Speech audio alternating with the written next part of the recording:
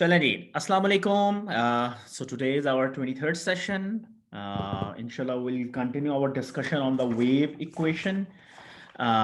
Just ये animation से I'm starting with this animation, just reminding you that electric field and magnetic field, both of them are perpendicular and the wave is propagating ahead. So let's get back to where we were last time. So a quick jaldi sa quickly, if we recall very quickly that we were looking over this wave equation, right, which was gamma square E, और gamma जो कि propagation constant था was j omega mu sigma plus j omega epsilon. और ये बिल्कुल वही बात है कि एक देयर इज सम मीडियम और उसमें ये साइनोसाइडल वेव जा रही है, वो मीडियम का सिग्मा म्यू और एप्सिलॉन ये इस प्रोपोर्शन कांस्टेंट के अंदर हैं and this wave is at a frequency omega. Alright, और इसका हम लोगों ने लास्ट टाइम सॉल्यूशन देख लिया था that electric field is obviously, we were looking over propagation in z. Last time हमने uniform plane wave का assumption लगाया था, propagation in z and electric field polarized in x, which makes the like magnetic field polarized, a magnetic field in y direction. और हम लोगों ने ये देख लिया था last time कि there would be a sum of forward wave, okay, cos, okay, let's write it generally, e minus alpha z cos omega t minus beta z, and this is the backward wave, generally speaking, cos omega t plus beta z. And similarly we had this magnetic field, ठीक है, जो कि exactly इसी तरह था and with this impedance, intrinsic impedance. ये हम लोगों ने लास्ट टाइम देखा था. जस्ट रिकॉलिंग के लास्ट टाइम हमने डिस्कशन अपनी स्टार्ट कर ली थी लॉसलेस केस के ऊपर. लॉसलेस केस के अंदर we have this sigma equal to 0. Sigma is a conductivity, and remember conductivity जहां पर होगा वहां पे ohmic losses होंगे, और वो जब भी आपका conduction current exist करेगा you will have losses inside the system. So lossless case के अंदर हमारा propagation constant, अगर मैं उसको देखूं ऊपर, इसको जब मैं जीरो कर दूंगा सिग्मा को, so this would become j omega mu epsilon. और इसको रिमाइंड करो वो जो आपका ट्रांसमिशन लाइन का था j omega lc के साथ, तो बिल्कुल वही चीज है. तो इस केस के अंदर एज वी रिकॉल कि जो प्रोपिगेशन कांस्टेंट है उसका एक रियल पार्ट और एक इमेजिनरी पार्ट होगा. सो लॉसलेस केस में there is no real part and only imaginary part, जिसका बीटा ओमेगा म्यू एप्सिलॉन है. इसके इंट्रिंसिक इंपेडेंस भी वही है, म्यू और एप्सिलॉन, ये हमने लास्ट टाइम देख लिया था. एंड और अगर हम एक बड़ा खूबसूरत नंबर है intrinsic impedance of free space mu naught over epsilon not, ये आती है जब आप ये वैल्यूज प्लग इन करोगे म्यू नॉट की और एप्सिलॉन की. म्यू नॉट की 4 पाई इंटू 10 टू माइनस 7 और एप्सिलॉन नॉट की 8.854 into 10 to minus 12. So you get this impedance. In other words इसका मतलब ये है कि जो फ्री स्पेस है, ये जो हमारा फ्री स्पेस, ये जो हवा है, इसमें जब ये electromagnetic wave is is traveling, it is seeing the intrinsic impedance of eta naught or 377 ohms. ठीक है. अच्छा, यहां पर एक छोटा सा, और ऑब्वियसली हम यहां पर वो वेलोसिटी की भी बात कर लेते हैं. हम यहाँ पर वर्ड वेलोसिटी की जगह फेस वेलोसिटी की बात करें. Is the same thing. Face velocity for a single frequency we can transform the word of velocity to phase velocity. Phase velocity is equal to 1 over mu epsilon. ये बिल्कुल उसी तरह ही जैसे 1 over LC था square root, and it is equal to omega over beta. ठीक है. और beta जो है ये वही रिलेशनशिप्स हैं सारे, 2 pi by lambda. Face by constant भी है and it is same thing. यहाँ पे वेलोसिटी को हम यू, आपकी बुक यू इस्तेमाल करती है, but that's fine.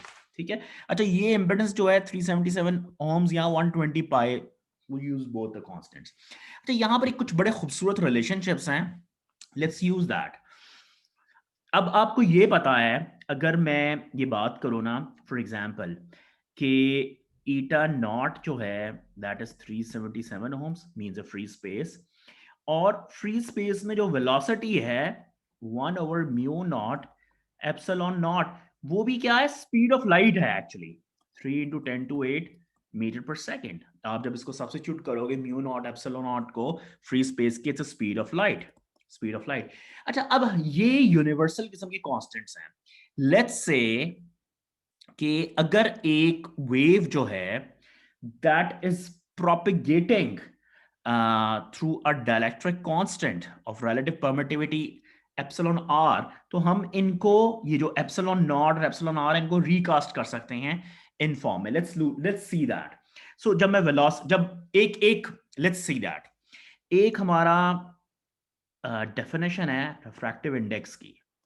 Refractive index आप लोगों को याद होगा, refractive index of any medium is what, speed of light, speed of light over the velocity of the wave in that medium, that's a refractive index, right? सारों को याद होगी ये डेफिनेशन। ये हमारी एक ये वाली डेफिनेशन, और ये जो यूनिवर्सल, या इसको चलो never mind, so you not या सी जो भी कह ले, इट्स ओके। थोड़ा सा सिंबल्स मेरे मेस्ड अप है, लेकिन I think you are following that. कहीं कंफ्यूजन हो तो मुझसे पूछ लीजिएगा। सो जब मैं इसको सी को करूंगा, सी क्या है, 1/μ0 एप्सिलॉन नॉट, ठीक है, और v क्या है, 1/μ एप्सिलॉन, ठीक हो गया, दैट्स v, 1/μ, 1 ओवर करके वो ऊपर चला जाएगा। सो हम इस कोर्स के अंदर we will always be discussing the non magnetic materials, जो म्यू नॉट और mu we will take always a free space one. So ये क्या हो जाएगा, basically this would change to, जो वेलोसिटी ऑफ लाइट, जो वेलोसिटी इन द मीडियम है epsilon, that will change to mu nought. So ये basically बन जाएगा एप्सिलॉन ओवर एप्सिलॉन नॉट, ठीक हो गया। अच्छा, अब आप ये देखो, अगर मैं यहां पर एप्सिलॉन की डेफिनेशन क्या है, epsilon is equal to epsilon naught times epsilon r over epsilon naught, ठीक हो गया। सो इन अदर वर्ड्स ये कट जाएगा, और जो रिफ्रैक्टिव इंडेक्स है, ये बड़ा इंपॉर्टेंट और अच्छा रिलेशनशिप है, इसको हमेशा याद रखें। भूल जाएं तो ये बड़ा आसान है डिराइव करने, जैसे मैंने किया है। Refractive index is the square root of the relative permittivity, और रिलेटिव परमिटिविटी यूनिटलेस क्वांटिटी है, ठीक हो गया। So that's something very important. उसके बाद अगर अब हम अब अगर अब मैं वापस जाऊं इस रिलेशनशिप के ऊपर, तो अब आप ये देख सकते हो, जो वेलोसिटी है वो किसकी इक्वल हो जाएगी, velocity of a wave in a medium is c over n, या simply c over epsilon r, या सिंपली आपको अगर फ्री स्पेस की वेलोसिटी पता है, जो कि पता होनी चाहिए, you can always find the velocity of a wave in a medium of refractive index n by doing it with dividing by n or dividing by epsilon r, जो भी गिवन है। फॉर एग्जाम्पल अगर glass में निकालना है, glass का refractive index 1.5 है, you can figure out the velocity of the wave in that form, ठीक है। अच्छा, अब सिमिलरली जब मैं इसकी बात करूंगा, ईटा की इंट्रिंसिक इम्पिडेंस किसके इक्वल है, mu over epsilon of a medium, ये क्या हो जाएगा, क्योंकि हमारा नॉन मैग्नेटिक मटेरियल है, mu naught over epsilon naught into epsilon r, right. और ये क्या हो जाएगा, mu naught over epsilon naught divided by 1 over epsilon और ये क्या है, this one is your intrinsic impedance over epsilon r. ये भी वही रिलेशनशिप्स आ गए हैं, ठीक है। ये बहुत हैंडी रिलेशनशिप है। किसी भी मीडियम की इंपिडेंस निकालनी हो, you can just divide that free space 377 ohms by just dividing the refractive index or epsilon r, ठीक है। इसी तरह सिमिलरली हाउ अबाउट बीटा, मैं यहां पर एक मिनट का पॉज लेता हूं, अगर आपके सामने कॉपी पेंसिल है, why not you figure it out for me quickly.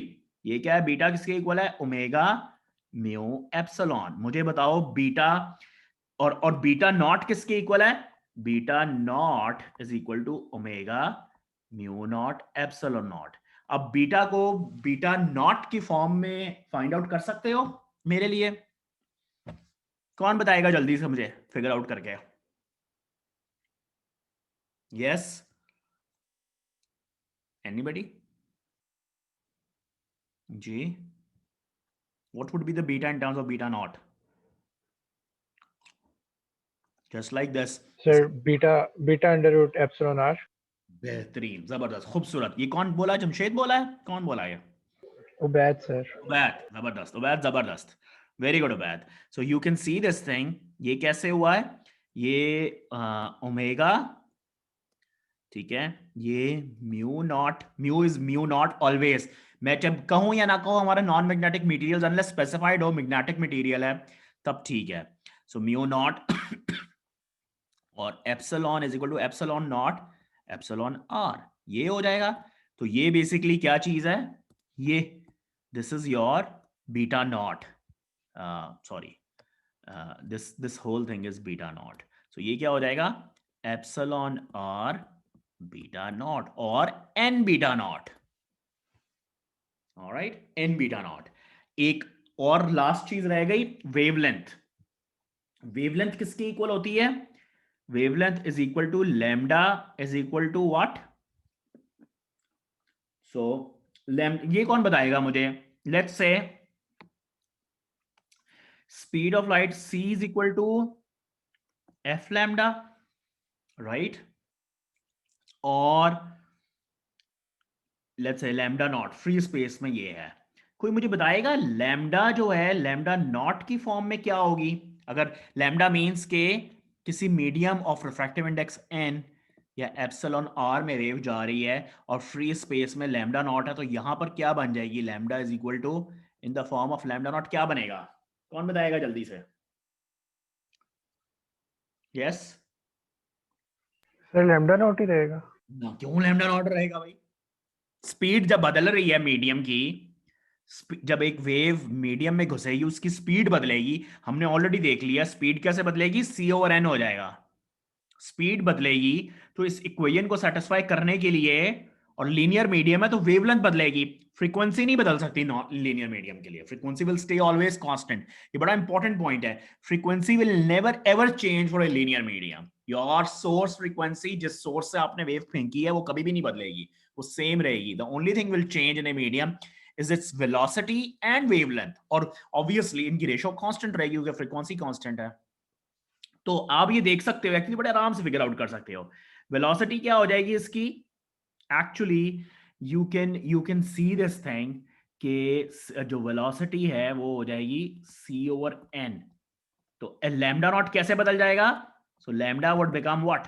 Lambda naught over n, actually, to keep the ratio constant of the same frequency. So lambda in a medium is lambda naught over n or lambda naught over epsilon r.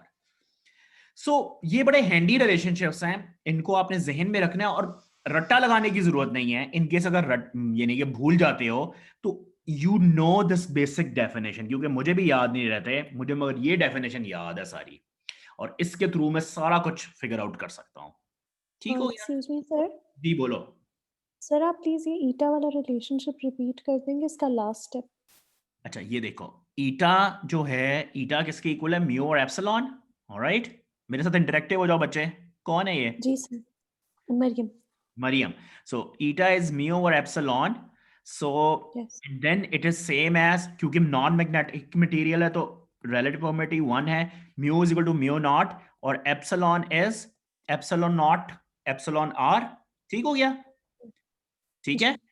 और फिर ये जी mu not और epsilon naught square root, इसको अलग कर लेते हैं, 1 और एप्सिलॉन और को अलग कर देते हैं। So this is same as eta naught या 377 ohms. So this is eta naught over epsilon और eta naught over refractive index n। ठीक है? Okay sir, thank you. अच्छा, अब मैं आपको इस पे एक छोटी सी बड़ी खूबसूरत सी एनिमेशन दिखाता हूँ। ये मैंने मैक्सवेल्स इक्वेशंस को कोड किया हुआ है मैटलैब के अंदर। इनको तो देखते हैं, इसको क्या नजर आता है आप लोगों को, इसमें गौर से देखना। ये नजर आ रही है? अभी मैंने ऑन नहीं की वीडियो, लेकिन आपको नजर आ रहा है ना ये, जिसमें मैंने लिखा हुआ EXHY स्लैब स्लैब, ये नजर आ रहा है सारों को? Yes, sir. अच्छा, अब इसमें क्या है, अभी देखना, अभी वेव स्टार्ट होगी और ये जो एरोज है ना, दो, ये और ये, इनके दरमियान में ना मीडियम बदल गया है। ये पॉसिबली मेरा ख्याल है ग्लास स्लैब मैंने रखी है, मुझे याद नहीं मैंने क्या रखा था यहाँ पे, मीडियम बदल गया। अब ये गौर से देखना, जो वेव आई है ना उसके साथ क्या होगा, बड़े गौर से देखना आप लोग, और फिर मुझे बताना क्या हुआ।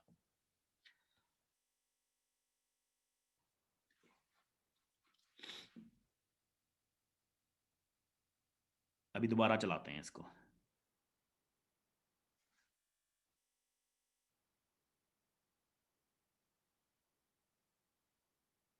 ऑलराइट, दोबारा चलाते हैं एक और दफा।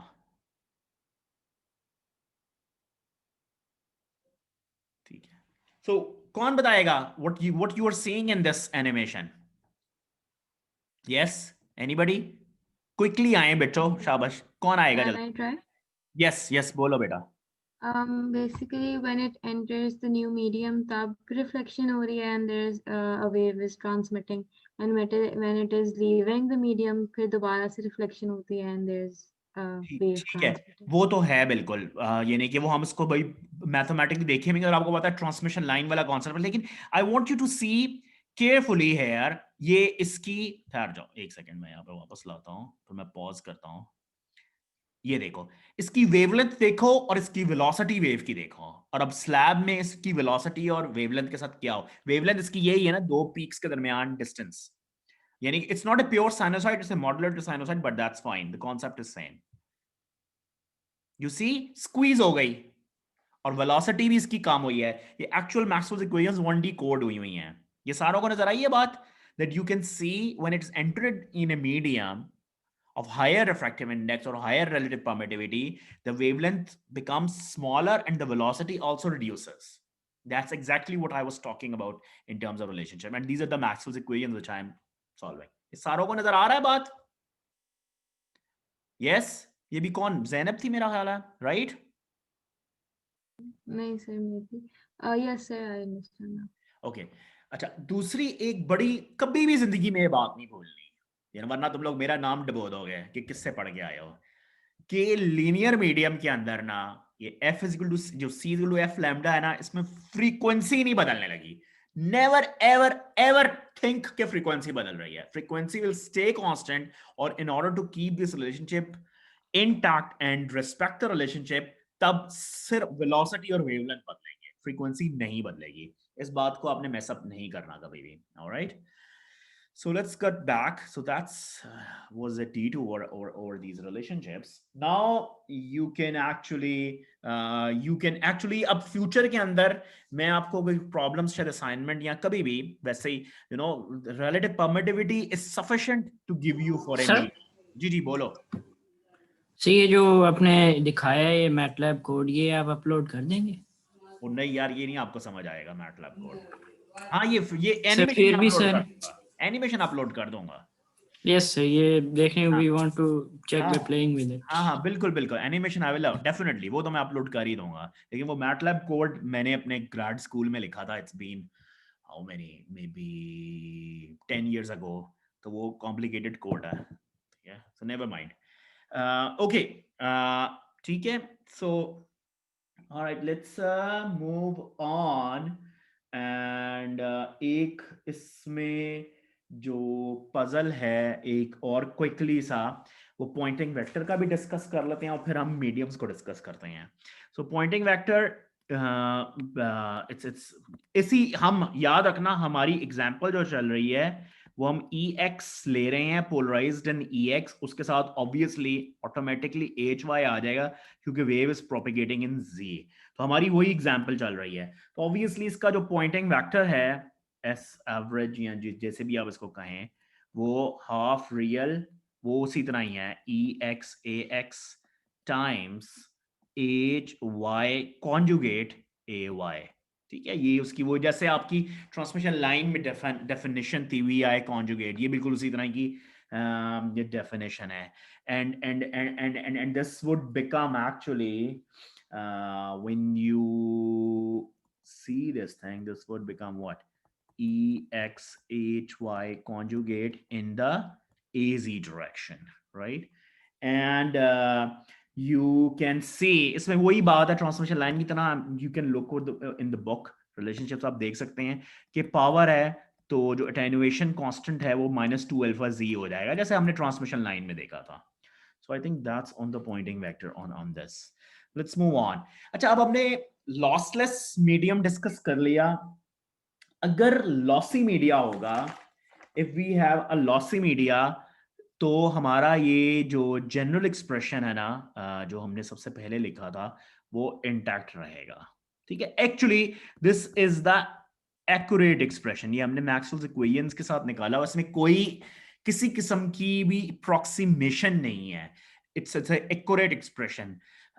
So you can use this expression for any problem you want to solve. अगर उसमें सिग्मा 0 है तो बस बाद में सिग्मा 0 कर दो. ठीक है. अच्छा, अब चक्कर ये है, आपको अब याद होगा that when we look over this propagation constant in transmission line, similar propagation constant, थोड़ी सी insight लेने के लिए मीडियम के लिए, अगर मैंने इसका रियल और इमेजिनरी पार्ट अलग करना है वो पॉसिबल नहीं है क्योंकि स्क्वायर रूट है ऊपर लगा हुआ. तो इनसाइट लेने के लिए मीडियम के मुतालिक, जी अच्छा अगर अच्छा डाइलेक्ट्रिक है या बुरा डाइलेक्ट्रिक है या लॉसी मीडियम है, तो इनसाइट लेने के लिए हम कुछ अप्रोक्सीमेशंस अब करेंगे कि either medium is a very good conductor या वेरी गुड डाइलेक्ट्रिक या लॉसी डाइलेक्ट्रिक और समथिंग लाइक दैट. उससे हमें थोड़ी सी वेव प्रोपगेशन की इनसाइट मिलेगी. ठीक है. सो यानी कि इनसाइट से मुराद ये है, we will see how the material parameters are impacting the wave overall. तो थोड़ा सा उसको हम देखते हैं, मीडियम्स को डिस्कस करते हैं थोड़ा सा. अच्छा, इन मीडियम्स के अंदर जाने से पहले मैं आप लोगों को थोड़ा सा रिकॉल करवाना चाहता हूं आपका जो एम्पेयर्स लॉ है. एम्पेयर्स लॉ किसके जो जो जो आपका the Ampere's law in phasor domain is JC plus basically is what? JC plus JD, something like that, right? आपको याद होगा कंडक्शन करंट है और डिस्प्लेसमेंट करंट है इसके अंदर. थोड़ा सा इसको थोड़ा सा देख लेते हैं. JC कंडक्शन करंट क्या था? सिग्मा E, और जो डिस्प्लेसमेंट करंट था that is omega epsilon E. ये जो कंडक्शन करंट है, you can see this thing, it is responsible for losses क्योंकि सिग्मा है, and this is basically displacement current is mainly happening in dielectrics. So अभी अगर मैं आपको एक इंस्ट्रूमेंट दूं, let's say एक hypothetical इंस्ट्रूमेंट आपको दूं, और आपको हाइपोथेटिकल इंस्ट्रूमेंट जो है वो ये बता दे कि ये करंट JC है या JD है, तो अगर JC बहुत ज्यादा होगा तो आप ऑब्वियसली समझोगे कि इस मटेरियल के अंदर लॉसेस ज्यादा है बिकॉज सिग्मा है, ओमिक लॉसेस होंगे, I square R losses will be there. लेकिन अगर JD ज्यादा होगा तो आप कहोगे ये मोर और लेस डाइलेक्ट्रिक है, लॉसेस नहीं इसमें ज्यादा हो रहे. तो थोड़ा सा इसका एक मैथमेटिकल फॉर्म है, उसको देख लेते हैं. अगर हम इस JD को अगर मैं देखूं, if I look over this JD, इसको थोड़ा सा लिख लेते हैं in more form. This was what? Sigma E, और ये क्या था? इसके साथ J लगा हुआ था, J ओमेगा एप्सिलॉन E. कौन मुझे बताएगा क्विकली से कि ये JC और JD, ये JC है आपका, JC और JD के अंदर फेस डिफरेंस कितना है? ये दो 90. करंट्स हैं, इनके दरमियान फेस डिफरेंस कितना है? सर 90. जबरदस्त. वो कैसे पता चला आपको? Because of J. Because of J, absolutely right. JD is 90 degree offset as compared to the conduction current. तो हम इसको, वही लास्ट टाइम कुछ बात हुई थी कॉम्प्लेक्स प्लेन की, अगर मैं यहां पर JD ले लूं इस एक्सिस के ऊपर, जो कि ट्रेडिशनली हमारा इमेजिनरी एक्सिस होता है, और इसको मैं कंडक्शन करंट को मैं एक्स एक्सिस पे ले लूं और हम लिटरल मैग्नीट्यूड्स की बात कर लेते हैं. ठीक है. JD is omega epsilon E and JC is sigma E. अब जो रिमेंबर, ये क्या है? ये वेक्टर्स हैं, राइट? तो J टोटल होगा, जो J टोटल होगा वो क्या होगा? इन दोनों का वेक्टर सम होगा. अगर इस JD और JC का मैग्नीट्यूड बराबर है, लेट्स से दैट, तो J टोटल जो होगा वो ऑलमोस्ट मिडिल में लाई करेगा, एज एन एग्जांपल. और अगर JD का मैग्नीट्यूड ज्यादा है तो J टोटल इधर शिफ्ट हो जाएगा, JC का मैग्नीट्यूड ज्यादा है तो JC की तरफ ओरिएंट हो जाएगा. बड़ी ऑब्वियस सी बात है. इस पे हम एक डेफिनेशन करते हैं, हम एक यहां पर एंगल डिफाइन करते हैं with respect to this imaginary axis, और हम कहते ये हैं tan phi is basically equal to JC over JD, right? इस चीज को हम कहते हैं loss tangent. You can see this thing, अगर tan लॉस टेंजेंट छोटा होगा तो लॉस कम होगा, राइट? बिकॉज ये वाला वेक्टर मोरली JD के पास होगा. अगर tan बड़ा होगा तो ये वेक्टर मोस्टली JC के पास लॉस ज्यादा होगा. That's why this is known as the loss tangent. इसकी अगर मैं वैल्यू सब्स्टिट्यूट करूं, so JC is sigma E and JD is omega epsilon E. तो E कट गया. सो बेसिकली ये जो रेशियो है ना सिग्मा और ओमेगा एप्सिलॉन, ये आपको डिक्टेट करती है कि ये मटेरियल लॉसी है कि नहीं है. इन अदर वर्ड्स, हम अगर ये कहें सिग्मा, एक ऐसे रूल ऑफ थंब है, right, is much less than 1, then we will say this is a good dielectric. और ये अगर हो सिग्मा और omega epsilon is much greater than 1, then we will say it's a good conductor. अच्छा, ये बड़ा interesting relationship है. वो कैसे? वो ऐसे, अगर आप लोगों को मैथ यहां पे फॉलो कर रहे हो, ये जो रिलेशनशिप्स हैं इनके डिनोमिनेटर में क्या चीज है? ओमेगा है. The frequency is there. So इसका मतलब है कि एक सोर्स फ्रीक्वेंसी के डायल को अगर मैं क्रैंक करूं, right, you know, if I do like this, बढ़ाऊं, तो मोस्ट पॉसिबली हो सकता है कि कोई मीडियम जो पहले गुड डायलेक्ट्रिक था एक फ्रीक्वेंसी के ऊपर, वो गुड कंडक्टर बन जाए एक दूसरी फ्रीक्वेंसी के ऊपर. As you can see, these boundaries are based upon these frequencies. ठीक है? तो ये बड़ा इंटरेस्टिंग है, इसको भी हम एक्सप्लोर करते हैं आगे. लेकिन यहां पर एक टेक होम मैसेज आप लोगों के लिए ये है कि फ्रीक्वेंसी डिपेंडेंट हैं ये losses, actually in a sense कि फ्रीक्वेंसी डिक्टेट करेगी कि एक मीडियम लॉसी है कि नहीं लॉसी है, राइट? ये पॉइंट समझ आया आप लोगों को? यस? कोई बोलेगा yes? Yes sir. Alright, great, जबरदस्त. अच्छा, अब थोड़ा सा हम जो है ना इन चीजों को मजीद देखने की कोशिश करते हैं, और थोड़ा सा उस प्रोपेगेशन कांस्टेंट है क्योंकि हमारा एक्यूरेट है. For any kind of problems you can always use this propagation constant and solve the problem. लेकिन हम इंसाइट के लिए थोड़ा सा अप्रोक्सीमेशन लगाते हैं इस propagation constant के ऊपर, थोड़ा सा इंसाइट हासिल करने के लिए कि how things are just like transmission line के अंदर. Let's look over a good dielectric. ठीक है, let's look over a good dielectric.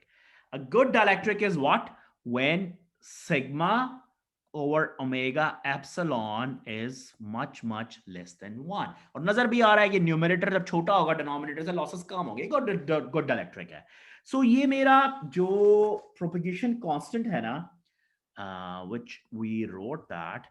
Ab, I am sure because you have seen the transmission line, आपको समझ आ रहा होगा कि मैं किस राउट के ऊपर जाने लगा हूं. कौन एंटिसिपेट करके बताएगा कि मैं किधर जाने लगा हूं? अगर ये मेरा प्रोपेगेशन कांस्टेंट है तो ये मैंने एक अप्रोक्सीमेशन लगानी है, तो मैं किधर जाने लगा हूं? What I am gonna do? You can see this thing that I'm going to take this omega epsilon out of this equation, and I will have 1 plus what?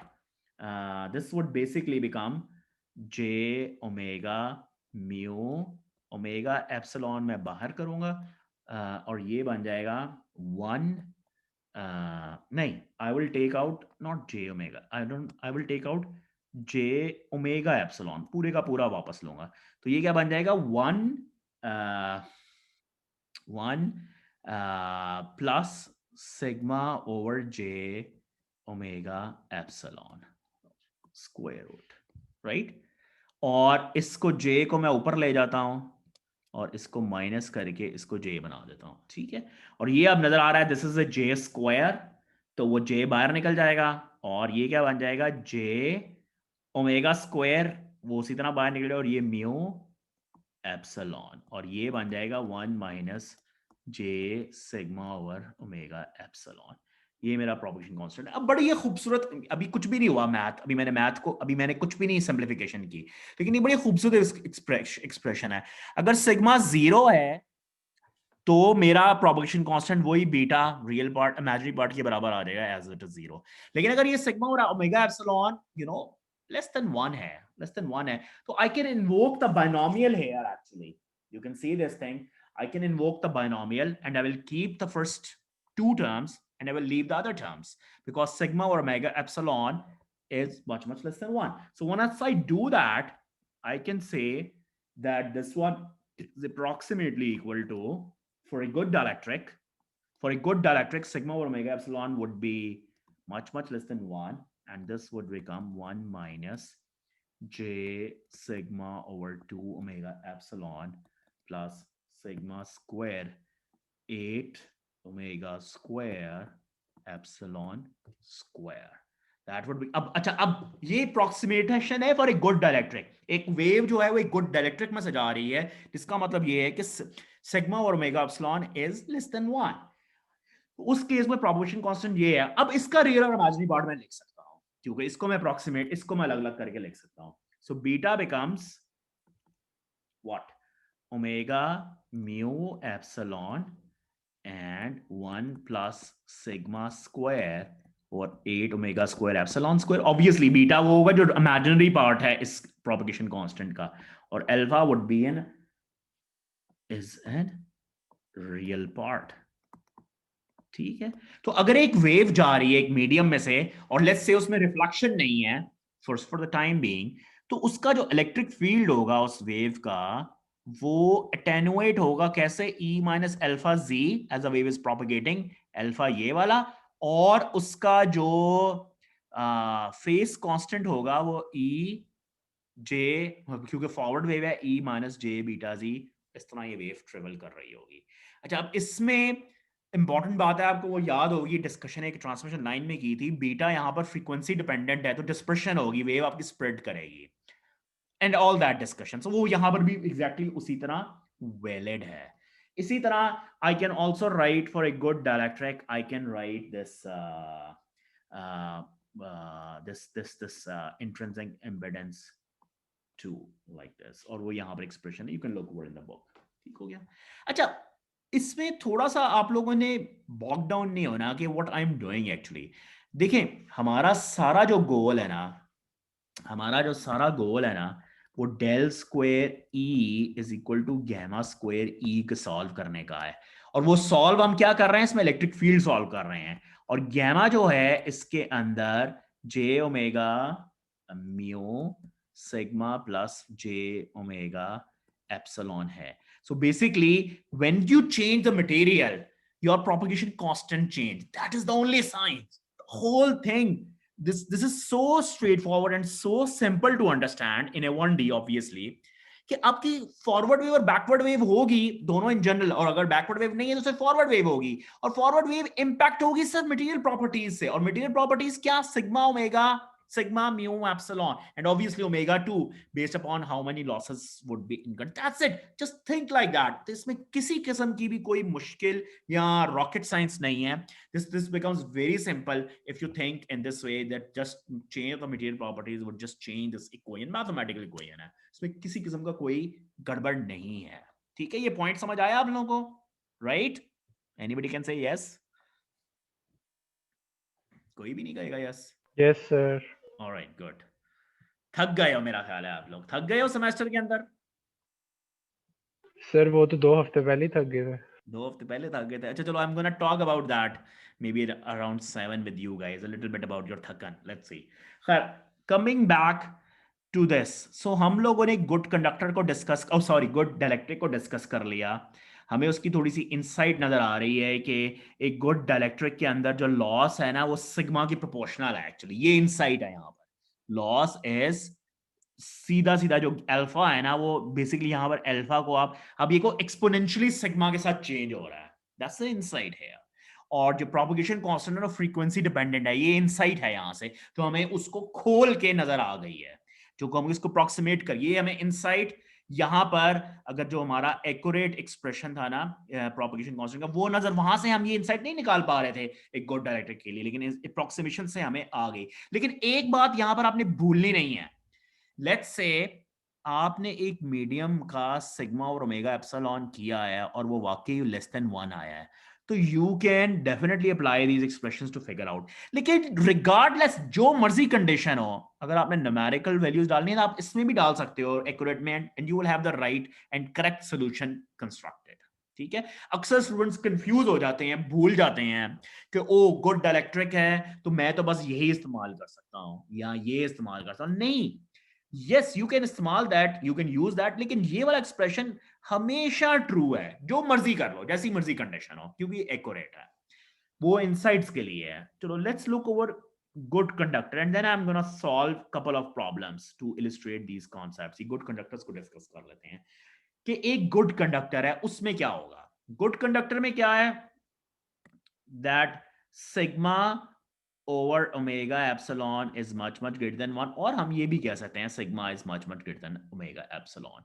so वो मेरा, जब मैं इस एक्सप्रेशन को देखूंगा, ये वाला, जब इसमें मैं देखूंगा कि जो सिग्मा है वो ओमेगा एप्सिलॉन से बहुत बड़ा है, so what would happen, I can write that gamma approximately equal to क्या हो जाएगा, j omega mu और j omega epsilon, oh sorry not j omega epsilon, j omega mu sigma, right, इसके equal हो जाएगा, this would approximately equal to this guy, क्योंकि मैं इस टर्म को इग्नोर कर दूंगा बिकॉज ये बहुत अच्छा कंडक्टर है, आई कैन राइट दैट। ठीक हो गया, जब मैं इसको लिख दूंगा ये, तो this would become what, j omega mu sigma for a very good conductor. ठीक है, and this would become, actually यहां पर एक बड़ा खूबसूरत इंसाइट है, this would become omega mu, magnitude है उसका, और ये 45 डिग्री के बराबर है, या in other words this is equal to what, this is equal to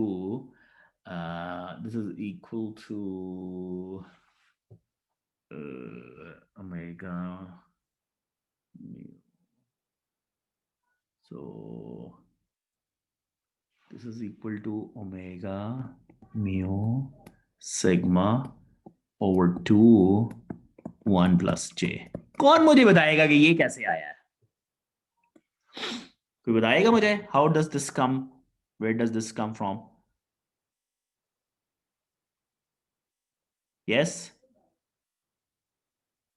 Can anybody see कहां से आया है? Let's see. Extra credit. Have simple mathematical concept. Extra credit for exam 2. Simple sir common लिया simple आपने omega mu sigma divided by 2। नहीं, वो 1 plus j लिख दिया मैंने, यहाँ पे तो सिर्फ एक कोई टर्म है, 2 टर्म किधर से हो गई हैं? इधर तो है ही नहीं, ये क्या हुआ है? कौन बताएगा मुझे? सर 1 प्लस जे का स्क्वायर लेंगे तो उसको सॉल्व करेंगे तो सेम चीज आ जाएगी। नहीं तो मुझे, वो तो तूने रिवर्स इंजीनियरिंग कर दिया, मुझे फॉरवर्ड इंजीनियरिंग करके बताइए कैसे आया। सर आपने 45 को cos थीटा प्लस आई साइन थीटा वाली फॉर्म में लिखा है। वजह 45 ही मैंने क्यों लिखा है यहाँ पर, ये भी हम आते हैं इस बात पे, व्हाई आई रोट 45 है। यस, किसी को नहीं चाहिए एक्स्ट्रा क्रेडिट इन एग्जाम 2?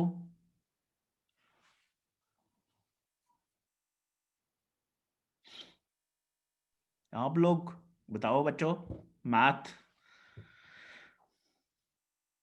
नहीं? Okay, I will wait for 30 seconds. Let's see who will shoot for it. Sir under root J मेरे ख्याल से 45 डिग्री के इक्वल होता है। क्यों होता है अंडर रूट जे 45 डिग्री के इक्वल? बताओ।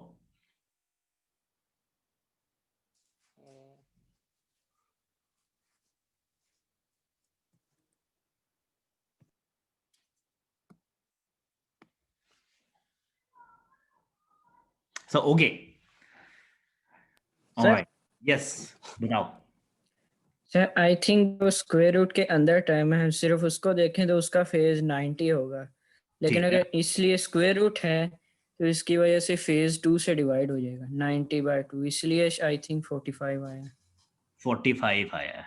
So basically when you this is what omega, बिल्कुल सही कहा। ये कौन बोला है? Is this Jamshed? Yes sir. Jamshed मुझे एक ईमेल करनी है कि तुमने एक्स्ट्रा क्रेडिट का मुझे सही जवाब दिया था and I have to add your point in exam too. ठीक है, ठीक है सर। हाँ, ताकि मैं भूल ना जाऊं। बिल्कुल सही जमशेद ने बताया है। सो बेसिकली आपको पता है J इज 90 डिग्री, तो 90 डिग्री का जब square root 90 degree is what EJ 90, इसका जब मैं स्क्वायर रूट करूंगा it would be EJ 45। So this is 45 degrees. 45 degrees को जब मैं रेक्टेंगुलर कंपोनेंट्स में चेंज करूंगा cos 45 plus J sin 45, so cos 45 और sin 45 स्क्वायर रूट ऑफ 2 होता है। That's how this expression comes। ठीक है, that's how this expression came। So basically you can say that alpha is equal to, जो मजे की बात ये है, जो बड़ी खूबसूरत बात है कि अल्फा जो है ओमेगा म्यू सिग्मा है और बीटा भी ओमेगा म्यू सिग्मा ओवर 2 है, दोनों एक जैसे हैं एग्जैक्टली और दोनों फ्रीक्वेंसी डिपेंडेंट है। यानी कि अगर किसी मटेरियल में मैंने लॉस बढ़ाना है, थोड़ा ऊपर करना है, तो मैं फ्रीक्वेंसी को बढ़ा दो, राइट। और अगर लॉस को मैंने ट्यून करना है तो I can change the frequencies, और I can change the frequency to change the beta too. So this is very insightful, और इस किस्म के कॉन्सेप्ट को हम बहुत ज्यादा यूज करते हैं some really solving some practical things. इसके ऊपर मैं कुछ एग्जांपल शायद इधर करूं या आपको असाइनमेंट में दूं, इसको मजीद एक अच्छे तरीके से देखने की इंजीनियरिंग एप्लीकेशन क्या हो सकती है इसकी। लेकिन यहां पर मैं ये बात को खत्म करूंगा, फिर मैं कुछ प्रॉब्लम सॉल्व करना चाहता हूं आप लोगों के साथ आज। वो ये है कि वेव्स के अंदर ना द फ्रीक्वेंसी बड़ी स्पेशल होती है यहां पर, बिकॉज फ्रीक्वेंसी डिपेंडेंट लॉसेस हैं, फ्रीक्वेंसी डिपेंडेंट चीजें हैं, फ्रीक्वेंसी डिपेंडेंट मीडियम का बिहेवियर है। हो सकता है किसी एक फ्रीक्वेंसी पे वो बहुत कम लॉसी हो, लेकिन एक फ्रीक्वेंसी पे बहुत ज्यादा लॉसी हो जाएगा, something on those lines, right. Does that message clearly get into your head, the frequency thing? ठीक है, अच्छा, अब मैं I would like to solve few problems here। इन चीजों के ऊपर जो हमने डिस्कस किया है, I would like to solve couple of problems in the next 20 minutes before we wrap it up on this। ठीक है, so let's look over that। अच्छा, यहां पर मैं एक बात आपको फिर रिपीट कर दूं, ये जो हमने अप्रोक्सीमेशंस लगा के ये वाले रिलेशनशिप्स और ये वाले रिलेशनशिप्स निकाले हैं, these are true for good conductors and good dielectrics.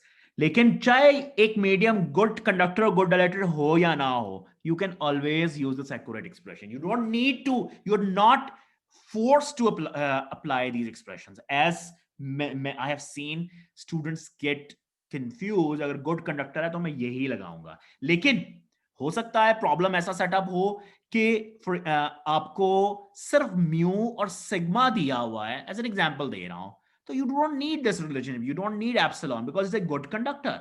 Good conductor would always could be figured out with this kind of relationships, so you just need to have some bookkeeping in your mind।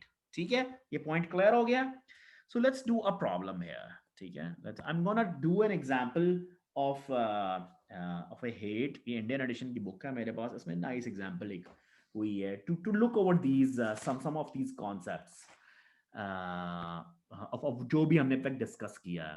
Alright, so let's say मेरा एक electric field है, एक given electric field है जो कि z में change हो रहा है, एंड उसका एक्सप्रेशन है 20 cos 5.65 into 10 to 9t minus 30z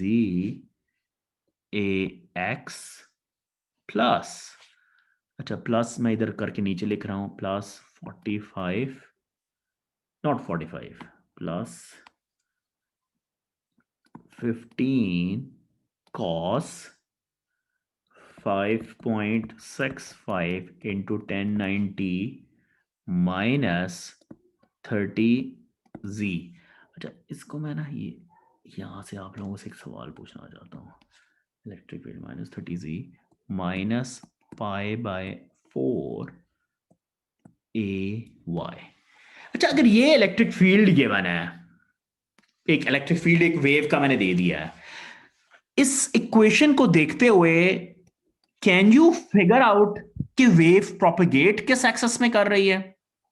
कहां से पता चलेगा? यस, कौन बताएगा किस एक्सेस में प्रोपेगेट कर रही है? यस, लेट्स बी इंटरेक्टिव, थोड़ा सा ज्यादा मजा आएगा। कौन होगा इंटरेक्टिव मेरे साथ आज? उबैद बोल लिया, जमशेद बोल लिया, ये Hasan Raza. Hasan, are you there? किस हो गए हो? हसन ऑफलाइन हो गया, भाग गया। ओए होए। हसन अबीब, दूसरे Hasan, Hasan Habib Chaudhary, are you there? क्या आपने भी Yes, बात? sir. ओ, ये कौन बोला है? हसन? कौन सा वाला Hasan? Hassan Habib. Hasan Habib. Okay, let's Hasan Habib, you be interactive with me. Can you see ये वेव किस एक्सेस में प्रोपेगेट कर रही है by looking over this electric field? Sir, the z-axis. वो कैसे पता चला आपको? Sir, सर, ओके, इस मैथ की क्वेश्चन को गौर से देखो, मैथ की क्वेश्चन को गौर से देखो। इसमें फेस कांस्टेंट किसके साथ, यानी अगर चलो आसान करने के लिए इसका फेजर फॉर्म लिख सकते हैं हम। फेजर फॉर्म बताओगे आप मुझे इसका? sir, e raised to power j 20 5.6. e minus j 30z।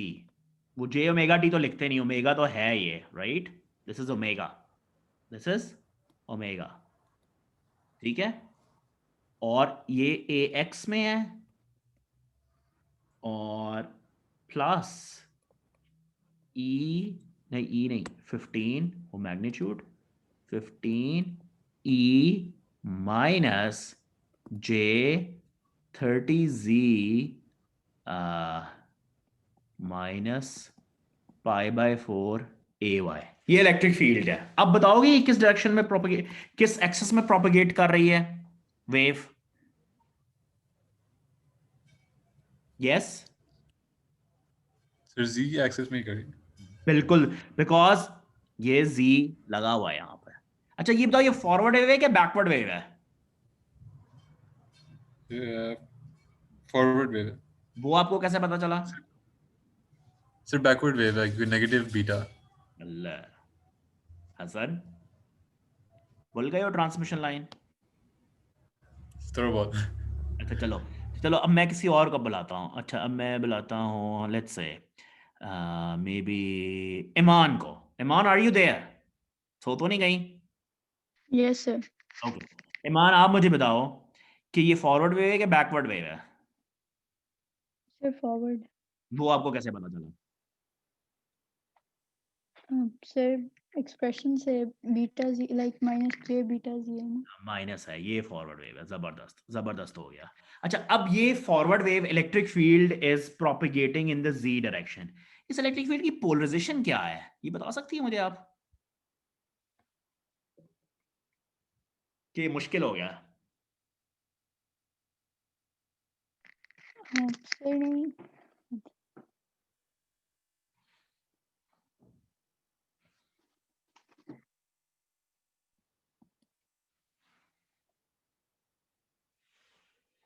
कौन बताएगा इसकी पोलराइजेशन क्या है? सर ये एक्स्ट्रा पे नहीं होगा? चलो चलो, इस पे भी एक्स्ट्रा क्रेडिट देता हूं, मुझे इसकी पोलराइजेशन बताओ मुझे।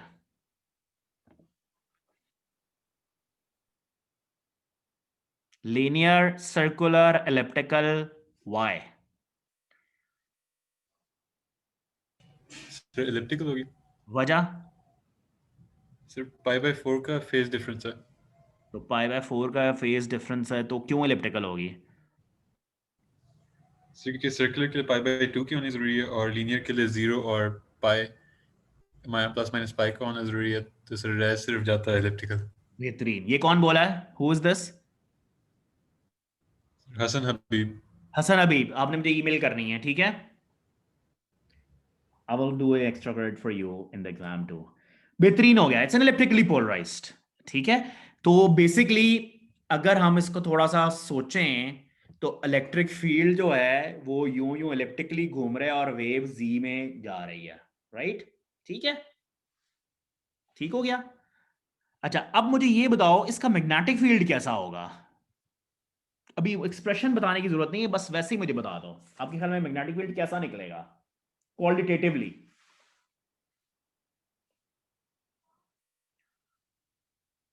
यस, कौन बताएगा मैग्नेटिक फील्ड कैसा निकलेगा. इस पे भी एक्स्ट्रा क्रेडिट देता हूं मैं आप लोगों को जो बताएगा. अब हसन अबीब और जमशेद के अलावा कोई इसको चिप इन करेगा. यस, परपेंडिकुलर होगा इसके इलेक्ट्रिक फील्ड के। परपेंडिकुलर, लेकिन उसकी पोलराइजेशन क्या होगी? वो भी इलिप्टिकल ही होगी, वजह? क्योंकि उसमें सिर्फ फेज डिफरेंस है, यानी परपेंडिकुलर हो जाएगा, बाकी तो सेम ही रहेगा उसका कि जो प्रोपगेशन है। बिल्कुल ठीक है। तो मैग्नेटिक फील्ड की भी देखो, हम इंट्यूशन से सॉल्व कर, मैग्नेटिक फील्ड में भी ये AX और AY होंगे, उसमें भी ये Z होगा, और उसमें भी क्या होगा, फेज डिफरेंस क्या होगा उसके अंदर? 90 डिग्री का आ जाएगा। क्या होगा बताओ मुझे एग्जैक्टली। अगर ये प्लस π/4 है तो वो क्या होगा? प्लस यस, π/2 हो जाएगा। नहीं π/2 नहीं होगा, इसके अंदर π/2 3 हो जाएगा, यहाँ सब्ट्रैक्ट हो जाएगा, यहाँ प्लस सही है, या 3 π ये माइनस π/4 हो जाएगा बेसिकली। जी। तो कौन बोला ये, who is this guy? Ramesh. Ramesh, आपने मुझे ईमेल करनी है। अच्छा रामेश, मुझे एक और बात सर। बताओ, बीटा बदलेगा एच के लिए? यानी बीटा, नहीं सर, बीटा तो सेम रहेगा। बीटा क्या है यहाँ पर ये भला? नहीं, अच्छा इस एक्सप्रेशन में बीटा तो -30 है ना, नहीं, माइनस -30 है ना ये। सिर्फ 30 है, तो बीटा बदलेगा 30 एच के लिए? नहीं, बीटा तो सेम रहेगा। बेहतरीन, बहुत खूबसूरत, जबरदस्त रामेश, ईमेल करना मुझे आपने, ठीक है? Okay sir. तो आज boys are winning, you know, क्या बाकी खवातीन सो रही हैं? They don't want to take extra credit. तो चलो खैर, नेवर माइंड। तो ये तो देखो, हमने इलेक्ट्रिक फील्ड को देखते ही हमें बहुत सारी चीजें, हमें यानी कि ये कॉम्प्लेक्स नंबर्स की तो ब्यूटी है, बहुत सारी चीजें हमें वैसे ही देखने पे ही पता चल रही हैं क्या होगा और क्या नहीं होगा। अच्छा, अब अगर मैं आपसे अब ये सवाल पूछूं, और अब दिस क्वेश्चन इज स्पेसिफिकली क्योंकि अब आई वांट माय जो बाकी girl students, I want extra credit for them too. आपने मुझे ये जवाब देना है कि आप मुझे बता सकते हो यहाँ पर एप्सिलॉन आर क्या है इस इलेक्ट्रिक फील्ड को देखते हुए? Who want to answer that?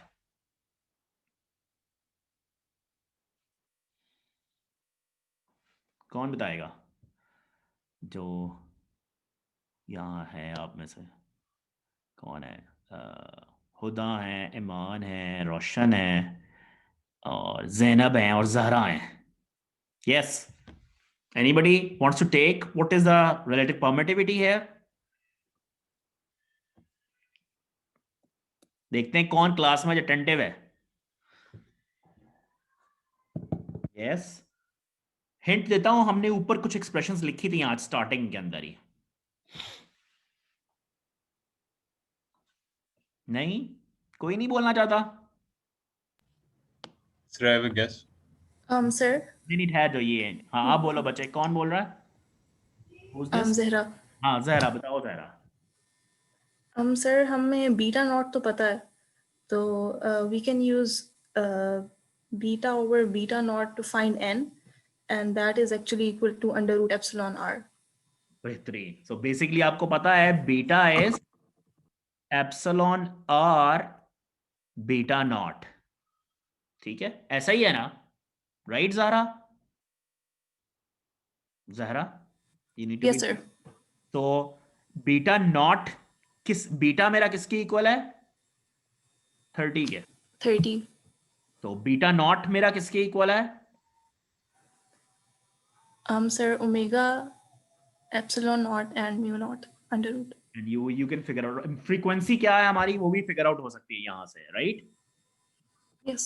So you can figure out epsilon r. Zara, you also need to email me, all right? Okay, sir. That would be epsilon r. अच्छा, एक students जो है ना mess up करते हैं चीजें कि epsilon r और एप्सिलॉन में डिफरेंस भूल जाते हैं। याद रखें, epsilon is epsilon not epsilon r, right? Epsilon units वाला है, epsilon is in farads per metre, epsilon is unitless. So यहां पर ये यूनिटलेस क्वांटिटी, आर को लेकर रिलेटिव परमिटिविटी हम यूनिटलेस लिख रहे हैं, ठीक है? अच्छा चलो, अब ये ओपन क्वेश्चन है सारी क्लास के लिए। व्हाट वुड बी, अगर लेट्स से एप्सिलॉन आर हमने निकाल लिया है जो कि 2.53 है, तो मुझे बताएगा intrinsic impedance of the medium क्या होगी? जल्दी से कैलकुलेट किए बगैर मुझे इक्वेशन बता दे। Open question for all of you, जिन्होंने जवाब नहीं दिया अभी तक उनके लिए, रिपीट नहीं। Yes So eta naught over epsilon naught under root beta not over epsilon naught r 2.53 और ईटा नॉट किसके इक्वल है? 77. 377, ठीक है? और एप्सिलॉन आर 2 ये ऐसे निकल आएगा। ये कौन बोला था बच्चे, कौन था अभी? नाम बताओ अपना। हारिस। हारिस, हारिस आपने ईमेल करनी है मुझे, ऑलराइट? बताना है आपने कौन से आंसर किए हैं आप लोगों ने आज, ठीक है? सो दैट्स सो अब देखो ये पैरामीटर्स हम जो निकालने हैं ना, जैसे ये इलेक्ट्रिक फील्ड, थोड़ा सा पिक्चर को क्लोज करते हैं। ये इलेक्ट्रिक फील्ड जो सॉल्व हुआ है वो इस इक्वेशन से निकला है, और इस इक्वेशन में जो प्रोपेगेशन कांस्टेंट था ना, दिस, क्योंकि इसमें नजर आ रहा है मोस्टली के इसमें सिग्मा। अच्छा ओके, एक और क्वेश्चन, ये लॉसी है मीडियम या नहीं है लॉसी? इस इलेक्ट्रिक फील्ड की इक्वेशन को देखते हुए कौन बोलेगा? Is it a lossy? Sir lossless है वो कैसे पता चला आपको? Because alpha is 0. Alpha, because यहां पर E माइनस अल्फा Z नहीं लगा हुआ, इसे लॉसलेस है, यानी कि जो प्रोपेगेशन कांस्टेंट उसका सिर्फ इमेजिनरी पार्ट होगा। ये कौन था बच्चे? Who was this? Sir Huda. Huda.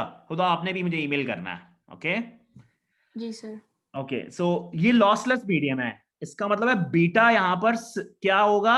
Omega mu epsilon, और in other words mu not epsilon r. So basically a medium parameter में ये प्रोपेगेशन कांस्टेंट के अंदर ही सारी साइंस है इस वेव इक्वेशन के अंदर। Once you know the propagation constant, you know everything. आप इसको इस तरह भी सोच सकते हो, let's do an engineering twist to this.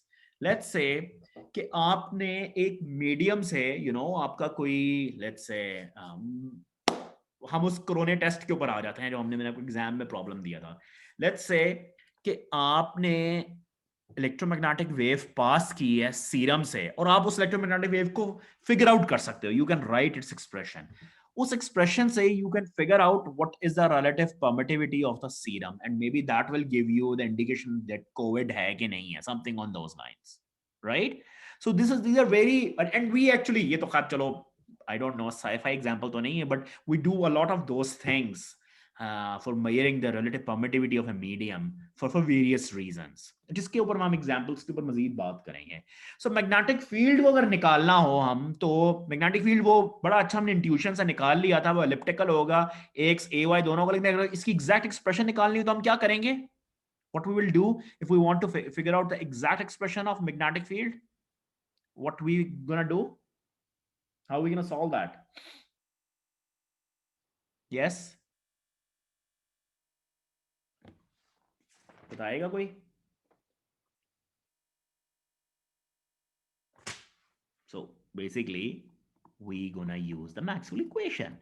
Del cross H is equal to what? नहीं, डेल क्रॉस एच नहीं करते इस्तेमाल, ये करते हैं डेल क्रॉस ई, क्योंकि ई हमें गिवन है, उसका कर्ल लेंगे और वो किसके इक्वल होगा? माइनस जे ओमेगा म्यू एच। खूबसूरत बात ये है इन फेजर इक्वेशंस की, आपको टाइम डेरिवेटिव, जो आपने देखा होगा एग्जाम 2 में एक प्रॉब्लम आपने सॉल्व की जिसमें आपने टाइम डेरिवेटिव से इंटीग्रल लिया है, फेजर में आपको लेने की जरूरत ही नहीं है। Just take a curl of E and then divide by 1 over j omega mu, and you will have the h as you already anticipated. ठीक हो गया? सो अगर जो इंटरेस्टेड हैं, ये एक्चुअली प्रॉब्लम है एग्जाम्पल जो मैंने की है, चलो मैं कोशिश करूंगा इसको पोस्ट कर दूं। इंडियन एडिशन है हेट का, एग्जाम्पल 12.6 है, ये आपकी उस बुक में नहीं है। I will try to post this problem page 389। अगर किसी के पास इंडियन एडिशन है हेट का तो you can see that, but I am gonna post this इंशाल्लाह ताला एनीवेज।